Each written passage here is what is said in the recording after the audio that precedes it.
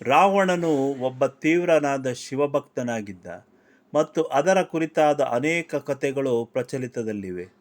ಒಬ್ಬ ಭಕ್ತನು ಎಂದೂ ದೊಡ್ಡವನಾಗಬಾರದು, ಆದರೆ ಅವನೊಬ್ಬ ದೊಡ್ಡ ಭಕ್ತನಾಗಿದ್ದನು. ಒಂದು ಬಾರಿ ಅವನು ದಕ್ಷಿಣದ ತುತ್ತ ತುದಿಯಿಂದ ಕೈಲಾಸಕ್ಕೆ ನಡೆದು ಬಂದನು. ಆ ಸಮಯದಲ್ಲಿ ಅವನು ಅಷ್ಟು ದೂರದಿಂದ ನಡೆದು ಬಂದವನೇ ಶಿವನ ಪ್ರಶಂಸೆಗಳನ್ನು ಹಾಡಲು ಪ್ರಾರಂಭಿಸಿದನು. ಅವನು ತಾಳ ಹಾಕುತ್ತಿದ್ದ ಒಂದು ಮೃದಂಗ ಇತ್ತು. ಅವನು ಕೈಲಾಸಕ್ಕೆ ಬರುತ್ತಿದ್ದಂತೆ ನಿಂತಲ್ಲಿಯೇ 1008 ಶ್ಲೋಕಗಳಿರುವ ಶಿವತಾಂಡವ ಸ್ತೋತ್ರವನ್ನು ರಚಿಸಿದನು. ರಾವಣನ ಸಂಗೀತಕ್ಕೆ ಮನಸೋತ ಶಿವ ಪರಮಾನಂದದಿಂದ ಅದನ್ನು ಆಲಿಸುತ್ತಿದ್ದ.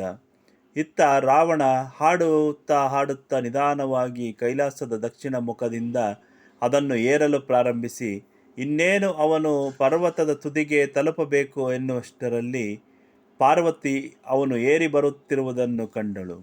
ಆದರೆ ಶಿವ ಮಾತ್ರ ಇನ್ನೂ ಅವನ ಸಂಗೀತದಲ್ಲಿಯೇ ಮುಳುಗಿ ಹೋಗಿದ್ದ. ಪರ್ವತದ ತುದಿಯಲ್ಲಿ ಒಬ್ಬರಿಗೆ ಮಾತ್ರ ಸ್ಥಳವಿತ್ತು.